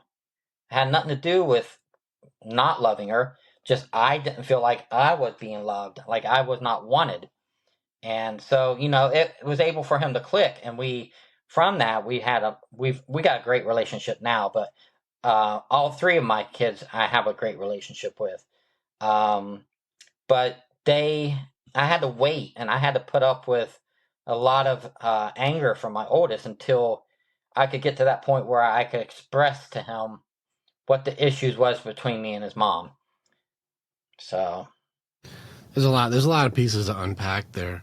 One thing too, it's tough, man, in this world is who was there to be empathetic for you getting shit on for years? No one. Who cares? Who cares about a man's feelings? You got his own son is like, "Fuck you, dad." And you're like, "God, I got to eat this for a few years." And you can't tell people like, "Yeah, my fucking son's shitting on me for stuff he doesn't understand yet." Right. And no one's like, "Dude, fuck. That's a lot to carry, man. That's a lot on your heart, bro." Yeah. You're like, "That's my boy. That's my number one. That's my blood." And he hates me for things he doesn't understand yet. Mm-hmm. And I have to take a few years of just taking it to the chin until I go, "Now you're old enough for me to explain." He goes, "My bad, Dad." But nobody cares for those years that you're eating those punches. Nobody cares. Yeah. What about the years where you're unwanted? What about your needs haven't been met? Nobody gives a shit. You're a guy. Nobody cares about you. You just got to take it. That's what guys are supposed to do. This is why I say men do need men. And when I say this is also why men need to lead. Men can have empathy for other men. You telling that story, I'm like, damn, Mike. Oh, that's heavy, dude. What a burden to bear. What a burden to bear. It's honorable that you'll own that shit because you did what you believe is right, even if others don't understand it, and they will punish you and shame you and hurt you until they understand, which they're not capable of yet. Yeah. And nobody will have compassion or empathy for what you have to carry. Yeah. Men do, though. Yeah. Men can go, "Bro, that's brutal." Like, fuck, I'm with you on that one. That's why I think guys need guys. Guys need guys for sure. Now, why did I say leadership? Do women have empathy for men's feelings? Not well-being. Feelings. Their man, not another man, by the way, not your fucking friend, your guy. Because you're watching, like, they can have empathy for a TV show character. They can have empathy for another dude. They can have empathy for friends, but not their man. Like, you were in this boat. Yeah. Was there empathy for your feelings? No. And so this is where I've noticed the opportunity for ladies to lead. Well, you shouldn't be leading if you don't have empathy for a member of your pack. If there's any members who are omitted from giving a shit about their feelings at all, You shouldn't be running the show. Yeah. But men have empathy for their women. We actually do most of our choices to make sure she's okay. Yeah. We have empathy for our children, and we want our children to have what's best. I care about my kids and what's best for them. I also care for my brothers, and I care for the men in my life. Men can have empathy for everyone. Yeah. Can. Untrained boys don't do this. I said men. No. I said men, not boys. Because men give. Men sacrifice. Men protect. Men support. Men encourage. Men build. Men are there to be empathetic. Men create that safe place. Yeah. Boys take. Boys are trying to get trophies and conquest and get more and get you and fuck you and fuck you and fuck you. No. We're talking about men here. Yeah. Now, that's not age. That's maturity. Oh, yeah. Age is... all boys... How let me phrase this. All men were once boys, but not all boys will become men. Hard facts. So you can be a man... And that also correlates to like people like, well, would you date someone that's 55, or would you date someone that's 30 or 25 or whatever? I look at them and say, it does not matter. You could be young at 80 and you could be old at 30. I mean, it's just maturity. Well, a lot of times too is like, what are you bringing to the table? And this is something where you talked about like when, like you were not. You didn't feel wanted. And this is something even my girl and I have talked about this. I don't need you doing everything I do, but please at least pretend to be mildly interested in anything that I like. Yeah. You don't have to do it, but I go like, what are you doing, babe? Cool. That's your thing. I don't need you to do it with me. If I'm building something, fixing something, playing something, you don't have to build it or fix it or play, but go like, why do you like what you like? I'm just interested in what you're interested in. I'm not going to do it because because she tells me about her work, but I'm never getting a job there. You know, she tells me about the things that she likes, but it doesn't mean I'm going to be joining in. It doesn't matter what it is. I don't care if she likes painting or if she likes crocheting or she likes doing dance moves. I might do the dance one, but the other ones where I'm like, I don't think I'm ever going to join that, but I'd love to hear about why you love it. Yeah. Now, here you are saying there are things that I have that you have no interest and no willingness and not even a concern to care about. And I thought about something this morning and how simple people, like you said, who are selfish or self-absorbed, how simple they can kind of ruin their own shit for themselves. Because there's a fact I realized is that disinterested people are not interesting. Just think about it for a second. If you were like, oh my God, check out this thing. It's so cool. And like, you know how teenagers are like, whatever. Yeah. How interesting do I appear when I'm like, that's nice, whatever. Yeah. Do I seem interesting? No, not at all. This is a factor that I want to throw in to the people, whether it's guy or girl in the relationship. If you do not show interest, doesn't mean you have to do what they do. Right. Like if you were working on a car and I'm not a car guy, I'd be like, what are you working on, Mike? Why does it do that? What's it connected to? I had no idea that was even a part on a car. That's cool, dude. Right. I'm not going to go work on a car, but you can still wonder what you're doing and why. You know, and those are the things too. And my girl and I had that. It doesn't matter if I'm playing a video game. I don't need you to play, but you can go like, why do you like this game? Just show interest. Yeah.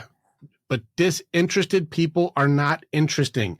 If you tattoo that in your face, if anytime you start dismissing your partner's stuff, whatever, I don't care about what they do. They can do whatever they want. Boy, girl, man, woman, I don't give a shit.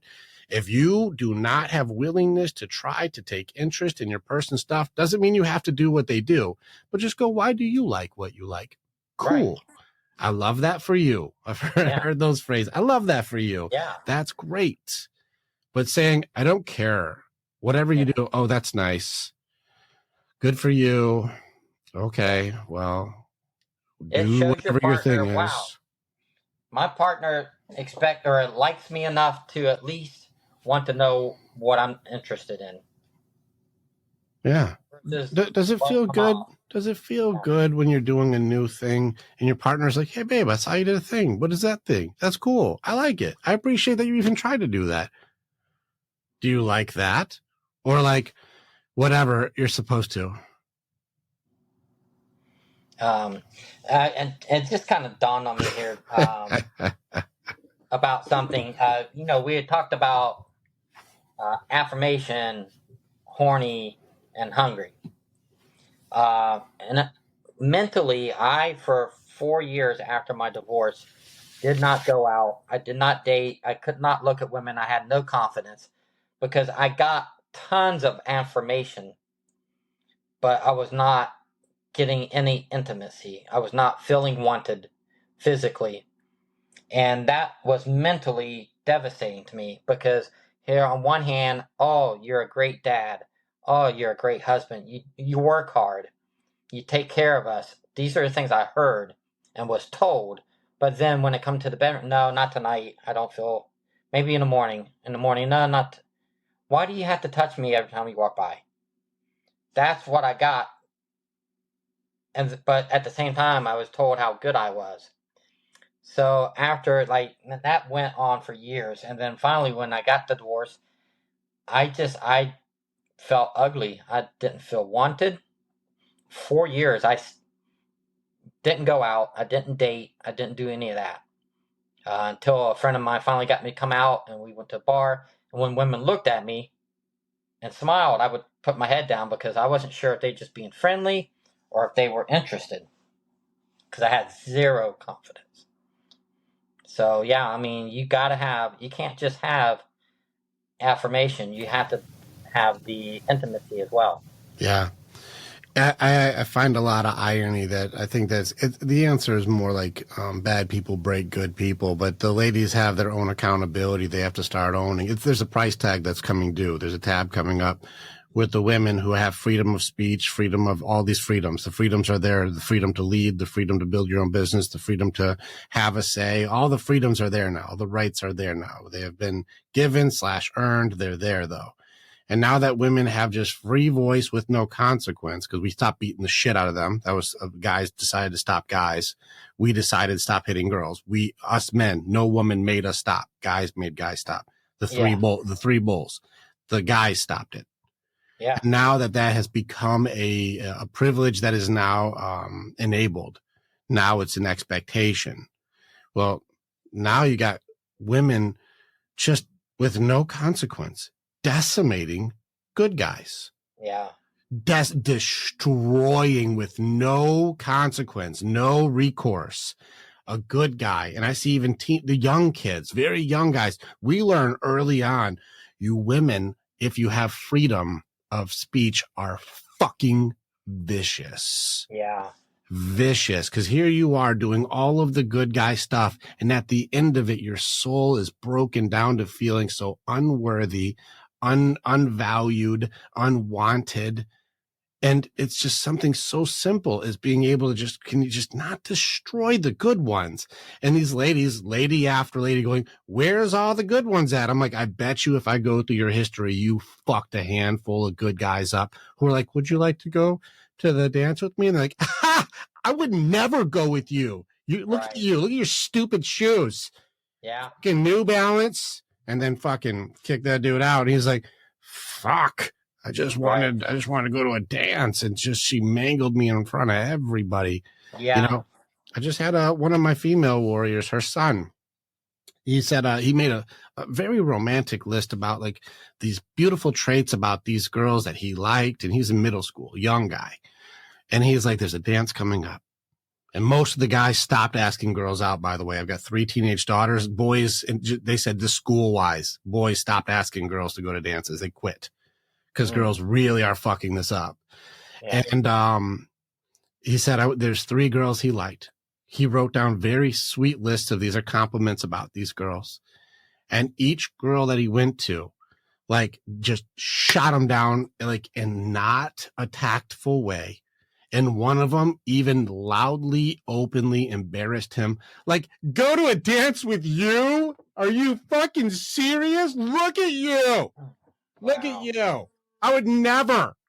And he's like, Man, my list must have been wrong for the kindness I saw in that girl, because she publicly humiliated me for just seeing if she wanted to go to a dance with me. Wow. So if you're saying, where's all the good guys at? Well, Michael, you were doing good guy shit, and you felt like garbage. You felt so low, you couldn't even look up. Yeah. And you ladies think it shouldn't matter to us? If you're supposed to be the center of our world, there's a responsibility. And we did a whole thing for our men. If we are your safe place, how do you take care of the place that you're safe in? If we're your safe place for protection, providing intimacy, emotional intelligence, finances, for sexuality, for being fun and spontaneous and doing all the cool shit, if we're the safe place for you in all the categories, what do you need to do to take care of that place? Because I guarantee you, if your place is under attack and then you're like, I'd abandon that place as soon as it protected me. You don't deserve a safe place. And if you're out there destroying good guys because they didn't have the swagger at the time, because they didn't know, they just didn't know yet. And we have to wait till 50 to say, fuck it. So that way, maybe you'll like us. Boy, did you fuck up 50 years of good dudes before we go, I don't give a fuck. Yeah. Where's the good guys at? I bet you made some good guys bad boys. Yeah, without a doubt. I was one. Sweet kid. I would go in so sweet. I didn't know what I was doing. I was an idiot, but I went in sweet, and I realized pretty quickly mid-years, we're like, being a good dude does not get the girl. No, I was like, fuck this. I don't give a fuck about you. And they're like, you don't give a fuck about me? I was like, I give zero fucking fucks. And they're like, we should go out. Right. But if I was sweet, shot down. Yeah. Ladies, you're training us because we don't fall for ads. How many Calvin Klein ads are you falling for? None. But if your girl tells you you're good enough, it matters. Yeah. And this is where it's opposite, because girls will watch the ads and Facebook and social media and comparisons, and they fall for that shit. We don't. No. But they fall for that shit, and then we fall for theirs, and their stuff changes like the fucking weather, and we're like, how are we not good enough? Yeah. Or we were good enough yesterday, but not good enough today. Well, I didn't see what post that she saw that changed her mind to make you go from a prince to a piece of shit. I didn't see what post. I didn't see what meme came across. I didn't see what video she watched that completely changed her belief system that my good guy is now a piece of shit because Chad does the dishes this way and Michael doesn't. Yeah. I never did the dishes. That was your thing. Like, well, Chad taught me otherwise. Right. It's ridiculous. That's the game, man. This is opportunity. I hope to God ladies start taking a little bit of accountability for their end. Guys are doing it. Just so you know, if you look at why are there more sweet guys who are committing suicide? Why is that happening? Because guys were trying to do better. Now, not all, but the guys I keep running into are like, listen, the Me Too phase, we didn't like that shit either. Yeah. We didn't like that either. We saw dudes that we would have punched in the fucking face. We saw those guys hurting girls. We didn't like that either. We're going to do better. Yeah. You know, we saw what the oppression was from men to women. We don't agree with that either. We're going to do better. Yeah. We're going to give more power to you. We'll give more equality. We'll give more opportunity. We'll give that. We don't want that shit either. And what do you do with it? A majority of women, not all, a majority of women are doing harm. Why do you think the loudest men's rights activists these days are women? Because they see that women, when they have their opportunity, you have your shot right now and you're destroying other women hard, decimating other women. Like women are crushing other women. Yeah. And then they're destroying guys. And then they're messing up the world for men. And these women are like, wait. I have 2 sons. Hold on. If you guys pull this off, my sons' lives are forfeit. Like, hold on a second. We got to slow down. We got all the rights. We got all the shit and things are in our favor. Because not only are we being paid better, have more opportunity, better scholarships, better, all the things are better. We also have Don't Hit a Girl. And we also have like chivalry. And we are in a great space. Don't get rid of the good shit and then shit on the people who give us the good shit. Right. Hold on.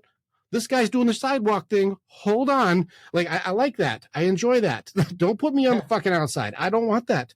Yeah. But you're having a world where my son is shamed for opening your door, and my son is shamed for protecting you, and my son is shamed for having an opinion that seems logical and seems just because it didn't go along with your narrative. Hold on. My son's life will be forfeit. Yeah. If you keep going this way, you'll be alone, and our boys will be so beat down that there will be no bulls. There will be no alphas. There will be no men anymore. And what happens to any society that has eliminated any type of structure? They fall. That's where it's going. Universe 25. I wish that this experiment's been done tons of times, and we're right in the middle of it. And so now good dudes like Michael Barton, who did all the good guy shit and just wants you to play with his dingling a little bit, isn't getting the thing. And now it makes us feel completely depressed. Yeah. We still need to be wanted. You can't tell me you did everything right and then just go like, but I'm not touching you. Yeah. Touch is a love language. And this is why that love language video, I can relate very heavily. It's the one where if I said, hey, Mike, good to meet you. And I go to shake your hand. And as soon as you reach out to grab my hand, I'm like, get the fuck out of here. Yeah. You'd be like, oh, that immediate reciprocity mattered. Yeah. Too slow. You're like, oh, motherfucker. Like it's a disrespect right away. But you already know that if you go to hold her hand and she pulls it away, it went from I'm giving love and you just denied and rejected. It goes immediately from good to bad within a fraction of a second. Yeah. That matters. And the same thing too. That's why I said the reciprocity for words of affirmation or even just kind, loving words. There's reciprocity for that. Yeah. If I said, Michael, I'm so fucking proud of you, bro. I am so proud of you. Great job. And you're like, whatever. Like, okay. Maybe, okay, fuck me. Maybe I misspoke. If you tell somebody like, I love you, I truly love you. And they're like, that's nice. Yeah. How's that feel? Shit. Right? That matters. There's a reciprocity to the way that we speak. There's a back and forth that happens here. Yeah. And those ones matter. But if I was like, dude, check it out. I bought you this thing. It's one of a kind. I bought you this. Do you have to go like, oh shit, I got to go buy you something. I'll be right back. Not needed. No. And then if you're like, even the quality time element, people have different versions of quality time because some people can just be in the same room and they love it. They don't have to do the same thing at all. You can be reading a book and she's in her phone and everyone's happy as fuck. Yeah. So that's all situational. That part's different for everybody. So you'd have to figure out quality time. And then what's like the acts of service? It's kind of like, hey, babe, I made the bed. And she's like, oh, fuck, let me go sweep something. Like, you don't have to do that. Or like, hey, I shoveled the snow. She's like, oh, shit, what do I have to do now? I'll go clean that, I guess. You're like, I don't need you to do that. It's not a tit for tat. No. But it is good for you because my love language, how I express versus what I receive can be different. So you are right. Yeah. You're right. With your partner, you have to figure both love languages and have, like, I may be act of kindness or service, and I want to do this for you, do that for you, and maybe that's how she receives it, but I don't. Mine is affirmation, words of affirmation. So she might not be good at that. She might have to work on being vocal and showing affirmation to me.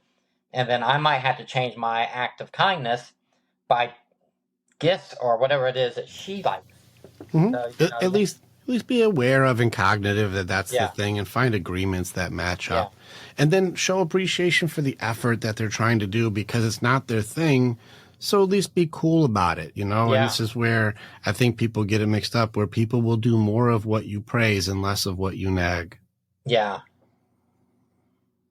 You'll do more. So if you were, I don't know, anything, it doesn't matter what it is. The touch element is like rubbing shoulders. And you're like, baby, I love that you're doing that. I just need that spot 1 inch down. You're like, oh, is that the spot? Like, oh, that's my dude. Yeah. there it is. The master is in the house. And you're like that. All right. I'll rub the shit out your back. Right. And then when you're walking through, she hits you in the ass and goes, there's the massage master. You're like, I'm gonna get you later. Because you're praised in a way that makes you feel good. Yeah. You know, and it's the same thing where it's like, if you're out and she's bragging like, oh, my Michael, oh, your guy may struggle, but he's the trash master. The trash is good. I never worry about the trash. Or like, he always takes care of the car, or that thing's taken care. The more you build your dude up, the more he's like, I just make sure that trash is good. She's proud of me. I love it. It feels good. We do so much more of what we're praised. And this is the element of us men that I think women forget is underneath all of this bravado and the beards and all the badassery is just a little boy who's like, look what I can do. Yeah. Look how strong I am, or look what I can jump off of, or look what I built, or look what I made. Yeah. Look what I can do. That's Stuart. Look what I can do. Like, inside of us is that thing that wants to impress our girl. Yeah.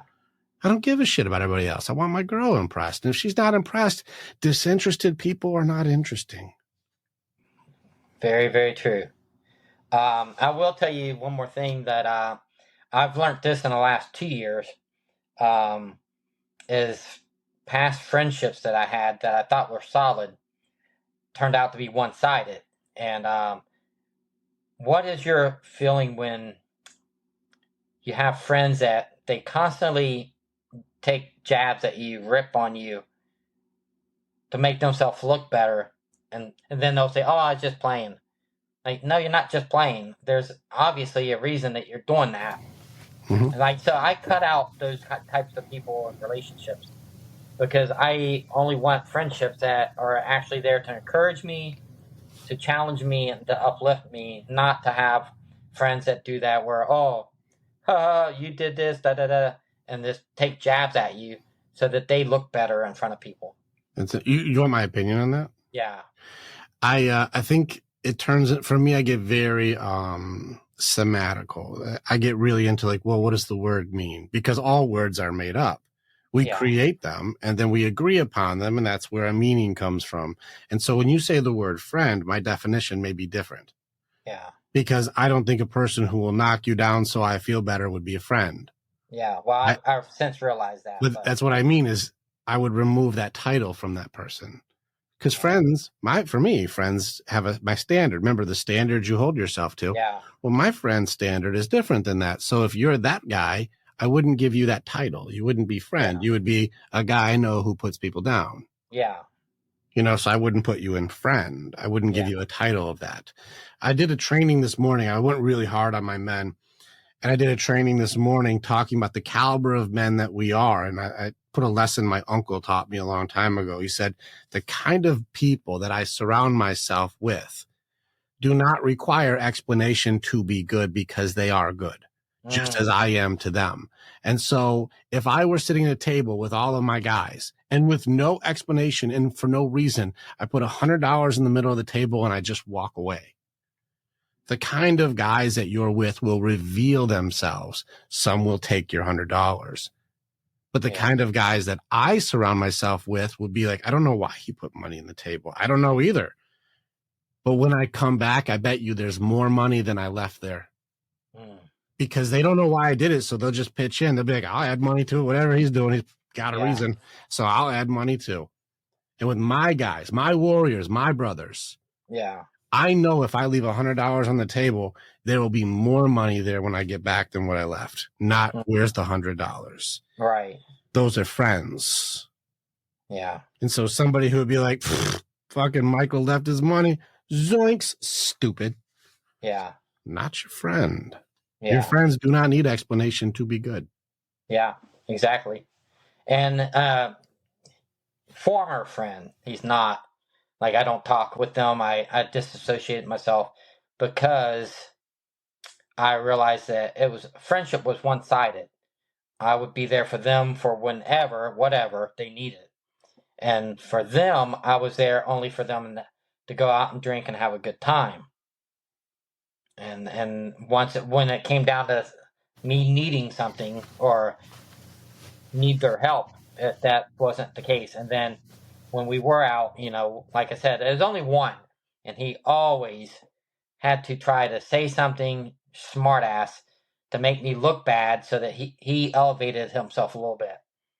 And what age would you say it seems like for that? Like take what age they were, but what's the behavior of that age? What do you think? Is that like middle school? Is that high school? Like, what's the age? yeah, that's definitely middle school. Middle school. Again, when we talked about, like, not all boys will grow to be men. Yeah. Well, it seems like he got stunted for some reason in that age range. There's something happening where he just never broke out of middle school mentality. Yeah. He's still in take mode, which is boys, not give mode, which is men. Very true. And so here he was. He's like, what can I get? What can I get? Now he's still going, let's party. Let's get drunk. Let's make fun of people and put them down. Let's be ridiculous and silly. What can I get from this? He's probably out trying to fuck all the time. Get, take, conquest. What's for me? What's for me?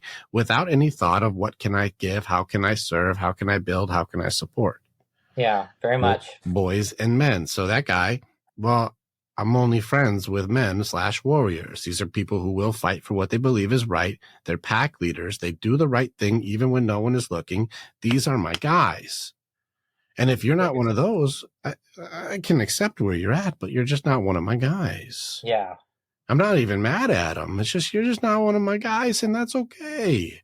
Yeah. Go ahead and be 14 forever. Yeah. Well, it's definitely made my life. I've made a lot of great changes since figuring that out the last year. And so I'm very... You did this the last year. You just figured this shit out. Yeah, well, with this group of friends, yeah. Hey, that's good. That's good awareness, Michael. You've been leveling up, bro. Yeah.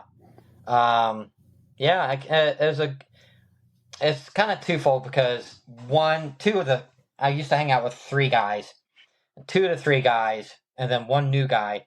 But 2 to 3 guys were when I just started going out again, like 4 years after marriage, met them. And so, hindsight, I gained a lot of confidence because they let me be who I wanted to be. It's a fun phase, drinking, having a good time, picking up girls, whatever. So I got a lot of confidence from the one guy. But, as I grew, he didn't. And he's still in the same spot. And then, like I said, like about a year and a half ago, I was just tired. I was tired of getting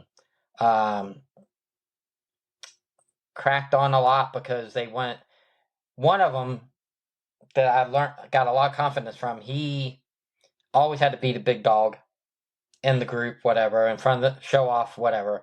And now that I've came into my own and have my own confidence, I feel like he might have been a little threatened by that, which he shouldn't. He should be thankful that he taught me to be, more confident. And then the other guy is just his little puppet. His puppet that does whatever he says, and he's the one that always cracks on me. But I realized that's just not the life that I need. And since getting rid of that, my business is soared. I drink a whole lot less. I don't go out to get drunk. I go out to drink. Just a lot of positive things in my life once I got rid of the negativity that I had. Yeah, we reveal ourselves to each other. The circumstances do not define you. They reveal you to yourself, too. And so here you are now finding you in the middle of all these things when you're doing well. I always want you to do better, Michael. Just not better than me. Yeah, that's how he was. I always want you to do better, just not better than me. Yeah. And if you start doing better than me, I have to knock you down to the level I believe you're allowed to be or what you should be. Right. Yeah, it's a tough game, man. You're in a tough world on this one. So it's good for you to have the awareness of going like, oh, wait a second. I think I see you for you. Yeah. And I don't think that I'm going to stick around for that because this seems to be very counterproductive to my growth. Yeah. And my own authenticity. Well done. Well done on you, man. Like, it's good to see those things because it's hard for you to be able to stay in your authenticity with people who hate you for being it. Yeah. You're right. Let's do a cool thing here. You talk about confidence a lot. Can you please, like, because I do a training on confidence, but I always love to hear other people's training on confidence. If I was like, Michael, I see what you're doing, man, and I want it. What do I need to do? What is your advice for me to find my confidence? What would your advice for a young guy or a guy who's struggling with confidence?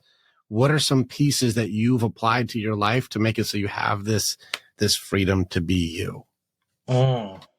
You know, I was afraid that you were asking me this because honestly, I it's like a array of things. Like I don't have a specific one thing.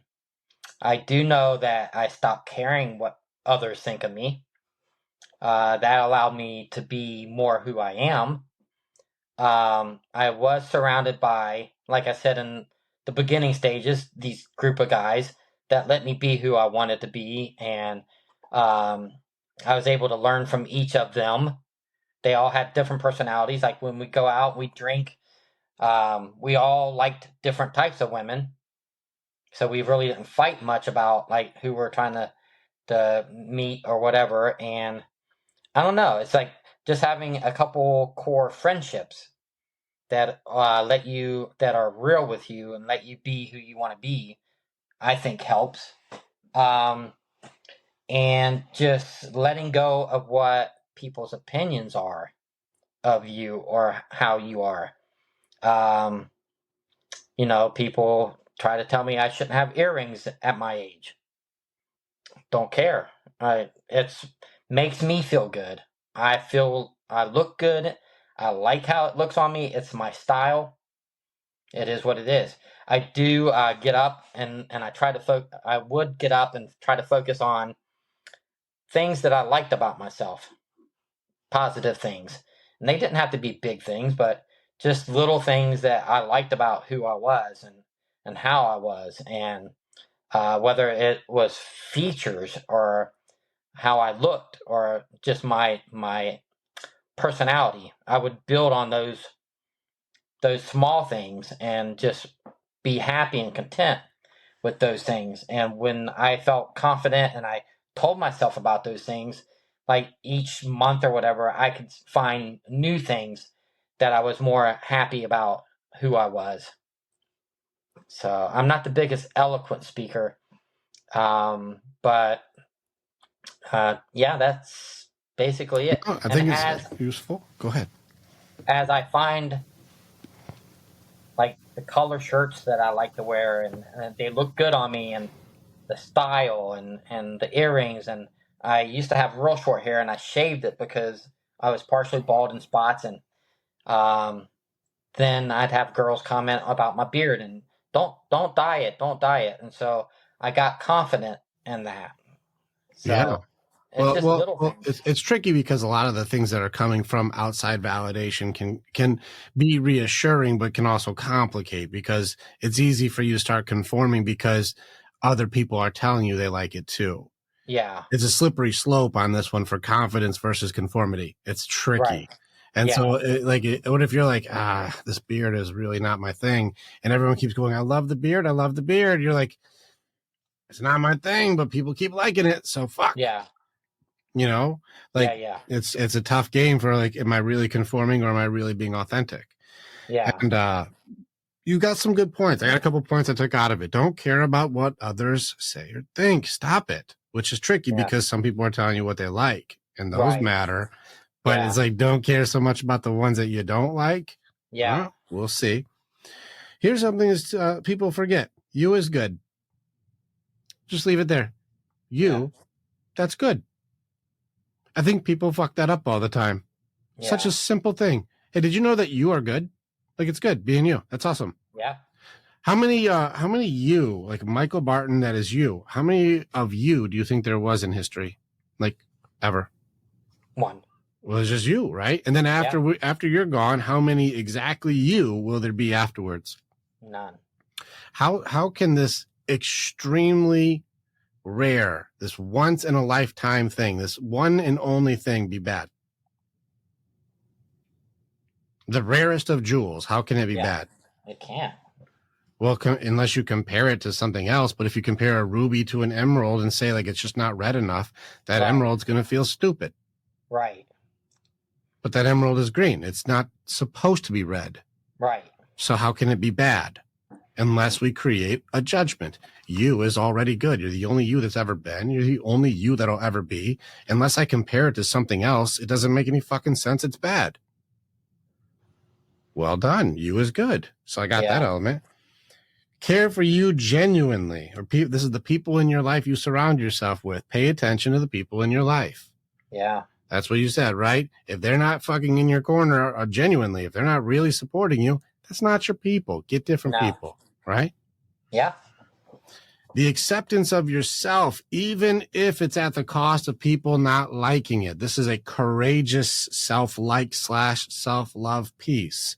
I like my earrings. Now, I have no earrings. Never will have earrings. Not my style. That's your style. You rock your thing, I'll rock my thing. I'll never do your style because that's not my style. That's your style. Right. Yeah. Which one's better? Doesn't matter. They're different. That's just your style and my style. We are two different things, and that's a good thing because you're the only one of you. I'm the only one of me. That's awesome. Yeah. It would be the most boring world if everybody had earrings. Well, maybe you would just have more eccentric earrings than other people. Right. But it would be just like dating, like black girls, white girls, Hispanic girls. Thick girls, skinny girls. It would be the most boring, mundane life if everybody looked the same. Mm-hmm. You wouldn't know what you like or don't like if you didn't have options. Well, you also made a point too, and this is for just whatever people are out there, is when you and your guys would go out, you all liked different types of girls. My guy's the same way. My girl, she's thick, and I'm down with the thickness. That's my thing. If there was, a hypothetical in a different universe, if we were going out as boys together and you saw that skinny little girl, I'd be like, all you, bro. Right. I'm not even in your game. Listen, I don't even want to win that one. That one's not my thing. But you see her thick friend over there? Yeah, boy. And this is where the competition for whatever it is, it's not the same. We all like different things. We have different attractions and different things we enjoy, and I'm right there with you. Look, I got all these white streaks and shit. I give no fucking fucks, but I get compliments for the no fucks given. Right. I'm just tactical with the fucks I give out. I don't give them to everybody. Right. But I also, we have our teenage girls here. One of them wanted to dye her hair real dark, and they did the spray stuff on my beard. I will never dye this bitch. No. It looked like I put one of those fake beards on with the ear things. It looked like I had a fake beard on. I'm like, I will never dye it. It's going white only, and I don't care. Right. Exactly. So that acceptance of yourself piece is something that I think people really struggle with, is to be able to have the courage to accept your own authenticity, even if others will not. Yeah. Big struggle for everybody. Mm-hmm. Well, if they don't check in to know thyself, if they don't challenge to know who am I really, so that way if I say 9 feet tall, 2 feet tall, or whatever, it doesn't apply to me. Get out of here. I know me. You can't hurt me with that. I like that you said, here's something I brought up too, where you started saying things to start actually just liking you, the clothes that you find, the colors that were your things, the things that actually, you know what? I fucking like that. I dig that. This is almost a version of where I talk to people about love yourself. I'm like, I think you missed some phases, because you don't just start off with the first date going, hi, Mike, good to meet you. Love you for who you are. You go, let's start with and then we'll start to really enjoy, and then we'll go into crushing, and then we'll go into hang out more and super or whatever you call it. And then you fall in love. There's a surrender element.